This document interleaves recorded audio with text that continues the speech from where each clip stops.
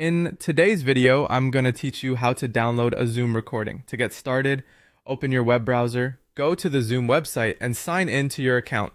Make sure you're using the account that owns the recording or has permission to access it, because otherwise the download option may not appear. Once you're signed in, you'll be taken to your Zoom dashboard, where you can manage meetings, recordings, and account settings. From the navigation menu, look for Recordings and Transcripts and click on it. This is where Zoom stores your saved meeting recordings. After that, select the Cloud Recordings tab. This is important because if your meeting was recorded to the cloud, that's where you'll find it. If you don't see your recording right away, don't worry. Sometimes it just takes a moment to load, especially if you have a lot of saved meetings.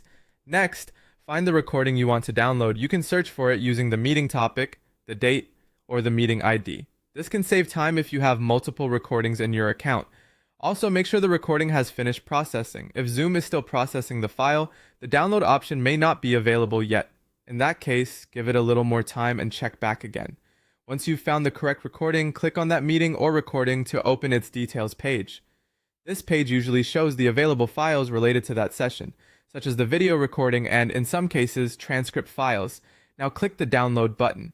This tells Zoom to start preparing the file for download to your computer. Depending on your browser settings, the file may begin downloading immediately, or you may be prompted to choose a save location. If Zoom shows a confirmation window, simply click Download again to confirm. This extra prompt is normal and just helps prevent accidental downloads.